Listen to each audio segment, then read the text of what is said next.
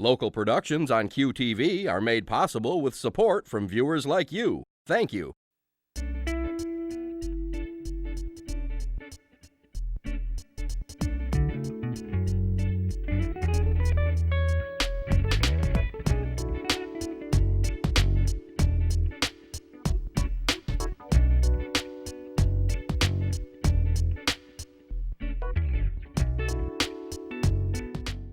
Hello, everyone. I'm thrilled you could join us today. I'm Junia. Welcome to Uncommon Sense. Today, my guest is Joyce Pomeroy-Schwartz. She's a curator, a lecturer, and a public art consultant. Welcome, Joyce. One of the questions I've always had is, how does a professional define public art? Because we've always had Bernini's fountain. We've had statues outside to wars and people and so forth and so on. So what is your thought on that question? Well, that's public art, and I would consider that my inspiration. In fact, I usually, when people ask me about public art and what is it, I will start with Bernini's fountains and with Michelangelo's statues, because I find contemporary people think of public art as being this stone sculpture in front of their building, and they have a very narrow vision of public art in contemporary art. But if you remind them that public art was actually the first art, certainly the paintings were the first made for churches, in the streets, and we had fountains. And Rome, of course, is the city of fountains, and my inspiration for the kind of public art that I found myself involved with. So Bernini is my hero. Yes, quite beautiful. In public art, and my inspiration. And when you start telling people, reminding them about the past of public art, it changes the way they think about what the future of public art should be. How so? Well, because if I would have a meeting of, say, a committee, because I usually work with committees, and they would come into the place, and I'd say, well, what do you think public art is? And they said, oh, we have a stone sculpture on our corner, or a piece of metal in front of our building. And then I very often would give a slideshow of public art, starting with Bernini and starting with even further back, the Greek caryatids. Yes. And that was public art. And so all of a sudden people say, oh, that's public art. And then you bring them up to date, and I would show them more contemporary, more exciting public art that they may not be as familiar with, and then all of a sudden they realize the potential of public art. So that's always been my mission. It's been a little unclear in my mind in contemporary America regarding the question for myself. There was a period, I don't know if the 70s, 80s, whenever it was, when people like Storm King would have a collection of items, right. of sculpture. That's right? a good start, Storm King. And then it went so it was more interactive meeting places where something happened and they built whatever they built, and the art piece, or whatever we're calling this, bigger than the statue, became the beacon or the center or the interactive opportunity. Well, we would call it, what cities want, a signature work of art that identifies their city, the center of their city, who they are as a city. And the history of public art has gone in waves and things. And I came on the picture in a very interesting time in the 70s, when I first discovered public art myself. I mean, we always know about public art, yes. But what it meant something to me, because I worked actually at Pace Gallery, oh. and we had many artists who wanted to do public art, who envisioned Louise Nevelson herself making sculpture for architecture. She considered herself an intuitive architect. But what was happening at the same time that I found so interesting was the GSA, that's the General Services Administration, in charge of all of our federal buildings, yes. Courthouses, universities, office buildings. There was a man there, Carol Yasko, who was the head of it, and he said, you know, when we had the WPA, which yes. was, we brought America into public art. We often think of public art as being, we go to Europe to see public art. America has come on lately to realize that we do have a cultural base and interest. And it was very interesting to me that this man wanted to revive the WPA when we put these fabulous murals in libraries and courthouses, in university schools, and then we had sculpture on the streets. And then we kind of let it slide for a while. We had other interests.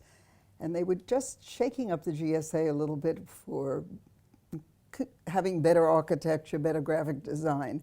And a young architect who they invited to be on their new art committee picked up on this idea of public art and ran with it. His name was Donald Thallica. He doesn't live anymore. But he said, yes, we should do WPA. And he started a program which exists today. That it's 0.5% in any public building, but if you imagine a federal building, that's a lot of money. And he had very high standards. He didn't know much about art, but he went to the NEA. People like Richard Koshalek, Brian Dougherty, people who were then very active in the arts and federal government. And so he put a high standard on the public art we were going to have. It would be our best artists. You said it goes in waves. What wave are we coming out of or entering? Well, now we're in another wave. Now we are less looking for permanent public art that would identify cities. By the way, the NEA also had a program of giving funds for cities who would commission an artist for the signature work of art, like the Calder in Grand Rapids. Oh, yeah. Remember. So that was very, very important. Were you involved with that? No, but 25 years later, they invited me to do another signature work of art there. Oh, did And they? we did a project with Myelin, which shows the change, by the way. How so? Well, that was interesting because when I went to Maya, she was picked. They thought that was great. We showed slides of artists, and they thought, oh, to have Myelin, who had done the Vietnam Memorial, as doing a signature work of art for the city, again, a new signature work of art. But when I went to Maya, the committee met to tell her, oh, you've won. We've picked you to do a work. And she said to me, Joyce, I don't do signature works of art, and I don't do memorials anymore. So we started to talk, and I said, well, you know, the committee, when we talked to them, what they really were interested in is bringing back their downtown. And they had used to flood a part of the downtown and make an ice skating rink. I said what they really wanted was an ice skating rink as much as a signature work of art. She said, oh, that's what I'm interested in. And of course, if you know Myelin today, ecology is her big subject. Yes. And so it really started with that project in Grand Rapids. And the public art evolved in an ice skating rink with a light under the sky of 2001. The year of the millennium. She had signature fountains over the city. It was about steam, still water, and ice. Beautiful. All about water for Grand Rapids. And of course, saving the planet is her underlying mission. So the signature work of art, in a funny way, in the city of Grand Rapids changed, and that was the big change. It wasn't just the object that you could identify, that it could appear on the Mayor stationery, which it does. But it'd be a greater good. It would be more about what people are interested in, which was socially relevant art. And that's where it's at now. If you ask artists now what kind of art they want to do in public spaces, they'll tell you they want to change the idea of what our planet should be doing. They want to save the planet. So ecology is a big issue. Anti-war, whatever issues you have that are more political and more about being helpful to people. That is where public art is going today. Let's just talk about the Grand Rapids. It sounds like you're a good saleswoman. That's the first thing. And well, I don't know about that, but I'll tell you a funny story about that too. Please, go ahead. What's the story?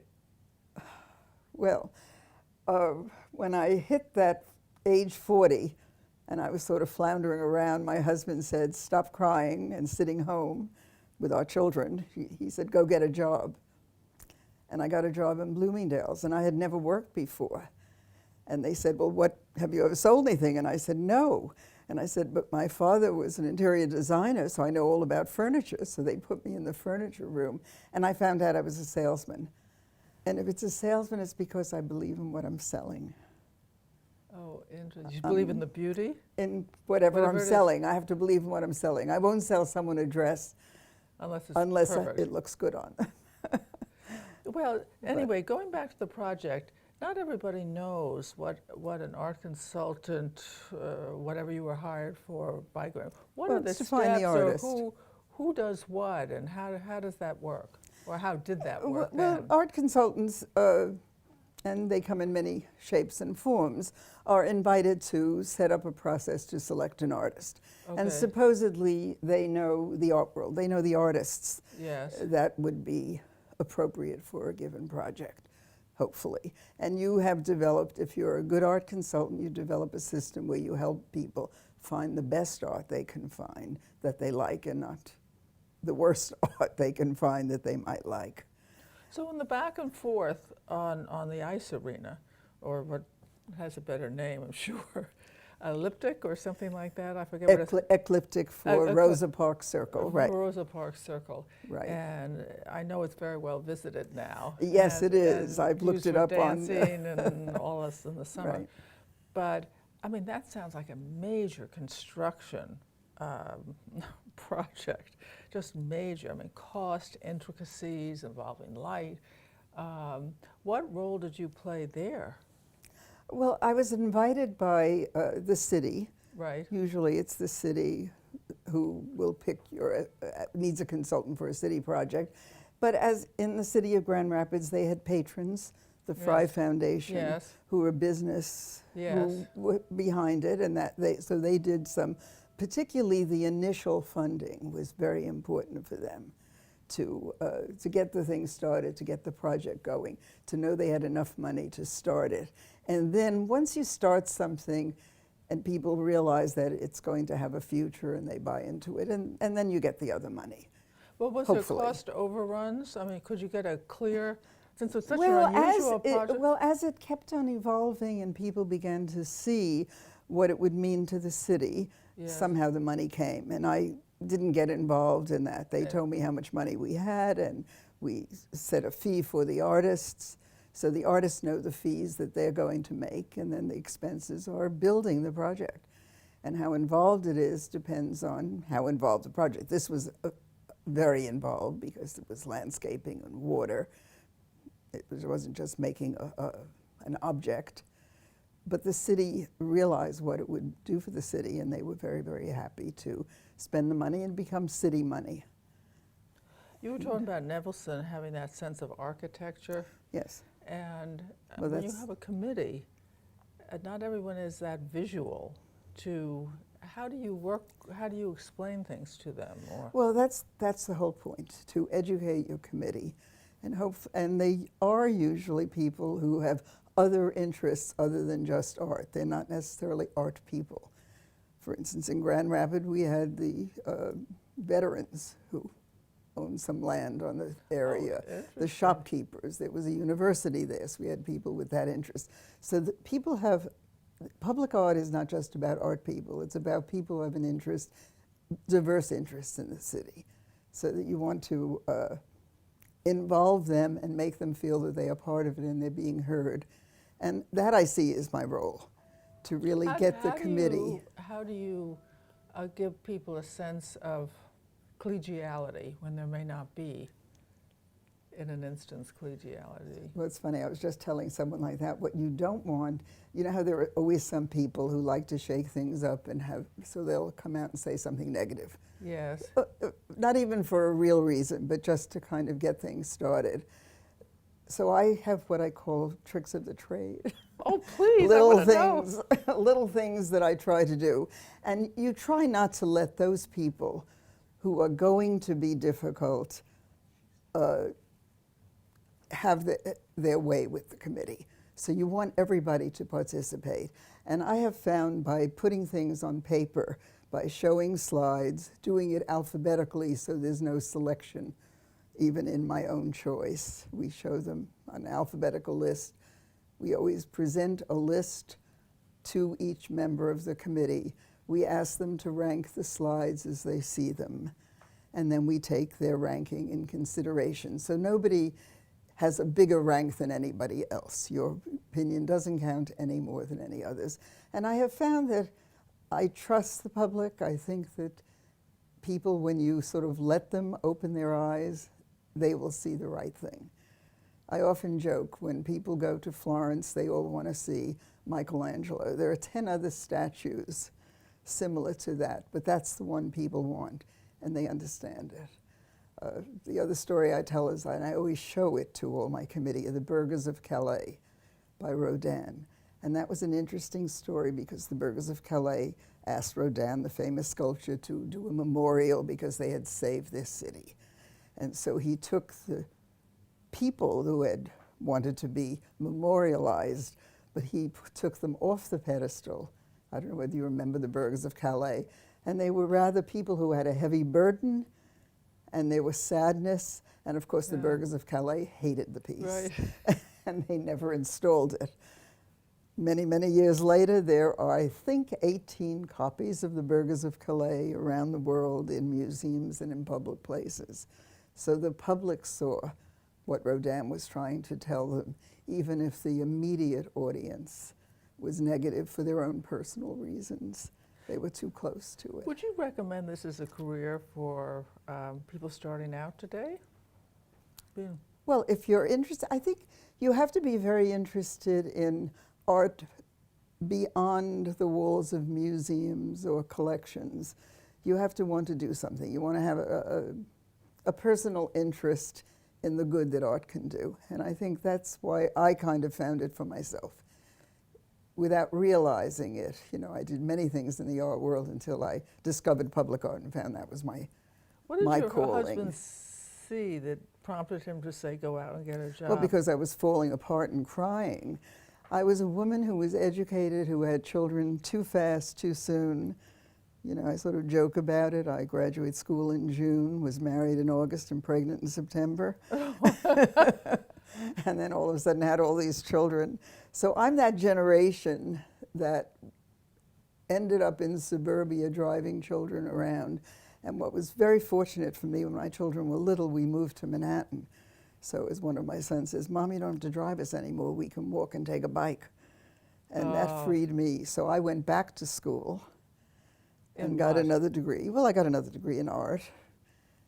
And I started to do little things, and then I kind of, I found myself doing things, and then finally I sort of wanted more than that, more than just doing the housewifely thing, you know.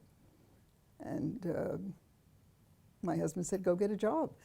And I applied to a few places, and one of them was Pace Gallery, but it took them 6 months to hire me. And finally they did, and that became my career. Was it so unusual to hire a woman, or they were not a growth area or experience, or you didn't have Well, the I was not experienced, so, you know, I had had minor experiences, but they were at a change in their life, and they wanted, I think they had a lot of young people working there, and this is my own take on it. They wanted a mature woman who had children, and maybe I would be a good influence. Stabilizing I think the I learned flock. more than the young people did. And you must have a tremendous level of energy. I think so, and I think that's what my husband saw, that I had an energy that had to go somewhere. And I think I had a mother who never worked, and I felt that she had always felt she missed something By not working, you know, because women that didn't work, and husbands. It was an insult to your husband. That's he right. couldn't afford it to That's pay right. for family bills. So I think I've realized the whole situation. I think young women are now different. They have a different take on it. And I now have grandchildren who are in their 20s, and I see that that generation is... What's their generation's outlook? They're entrepreneurial, they're sure of themselves, they think they know what they're going to do, and they want to do good for themselves. My grandchildren, and I have 3 that are in their 20s, have taken charge of their lives. They're That's not waiting. thrilling. Yeah, which is thrilling, and I'm very, very proud of them. You know, they have careers already. I know who they are in their 20s. That's now, amazing. that didn't happen a few years ago. Yes. I have friends in their 40s who took till their 40s to find out what they wanted to do, and I see my grandchildren, and what do they call the millennial generation, Yes. much more secure about the fact that they're going to take hold of their lives and somehow Serious-minded. serious-minded about who they want to be. And I've even gotten them interested in art. Two of my older grandchildren After they say actually, no. well, now they're interested, and they've actually bought their own works of art that they picked themselves. And they're collectors, and I think, collecting is something that's very nice. By the way, my husband and I collected together, and I think couples collecting is a good thing for people Why to do. so? We collected Native American art together. I was the contemporary art person. He liked it, got to know the artists, and he had an interest, and he's a positive person, so it was fine. But we went out west, and he sort of found Native American jewelry, and it became his own. And he had a huge collection of bolos and belts and all kinds of Native American things. But we traveled.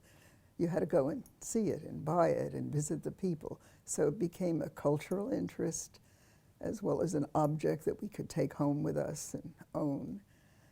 At this point in your life, where is the thirst? To maybe give.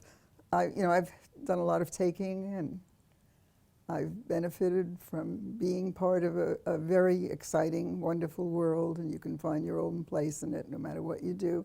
So I really feel I've had a very good life, and now I'm trying to just do things for other people. I've slowed up a little bit. I don't get up so early in the morning. But I'm available to people who want to use my history and my connections, and so I'm still working. So you're... And, I've reached an advanced age. I don't know whether you know how old I am, but I do not. I'm 88. Congratulations. So I think I've reached an advanced age. I like the 88. I think it looks good on paper. And so I feel now I can give back, and I have enough experience, and I know enough people.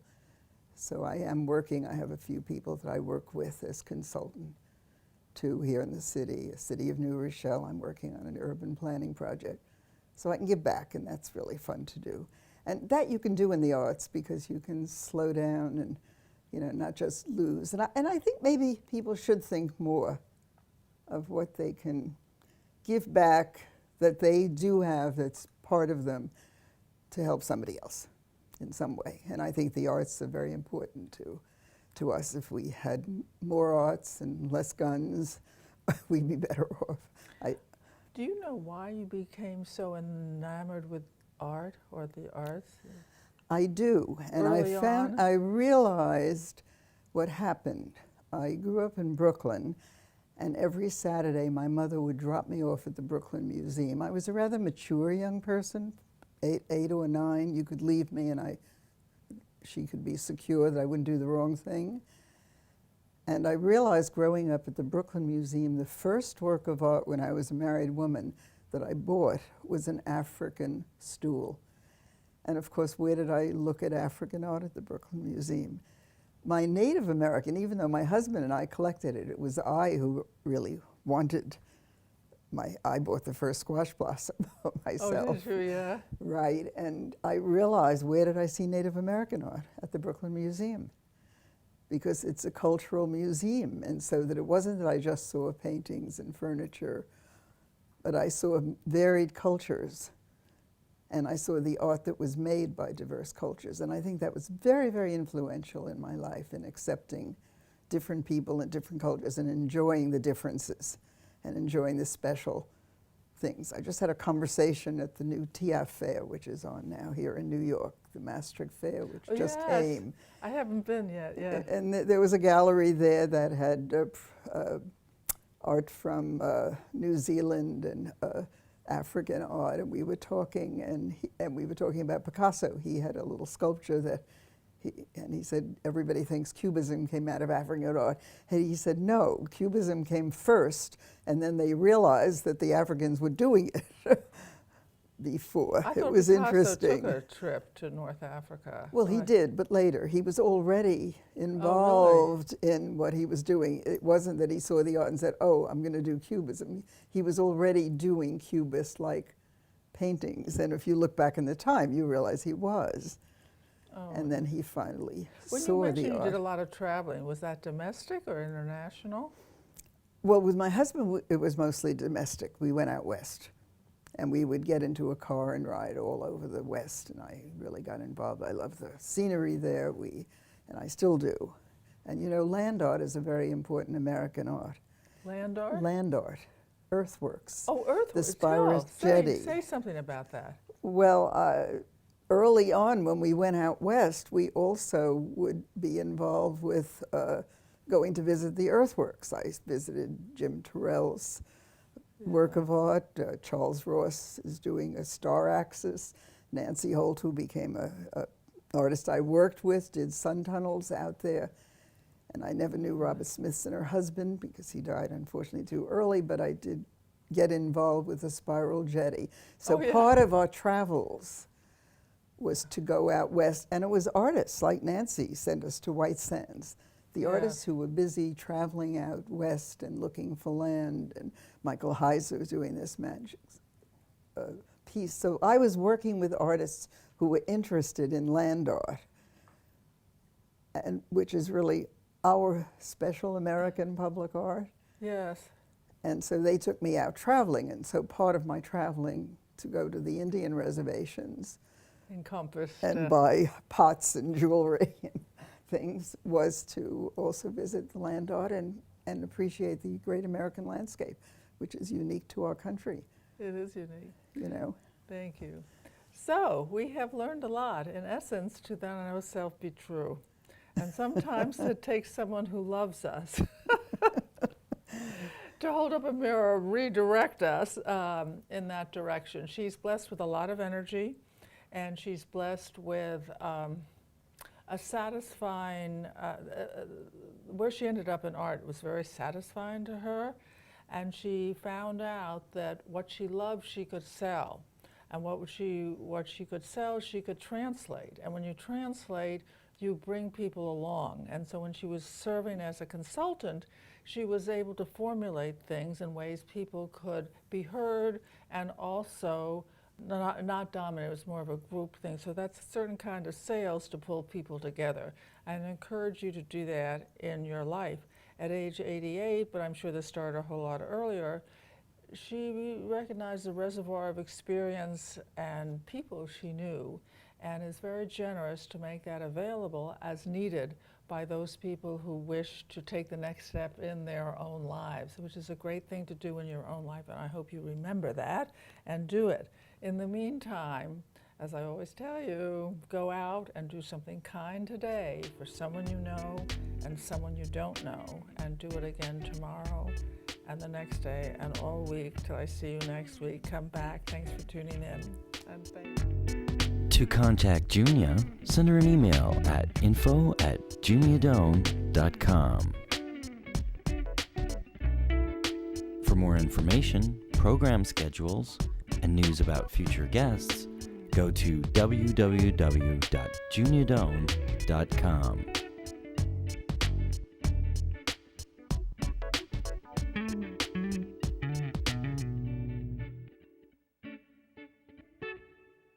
Thanks for joining us.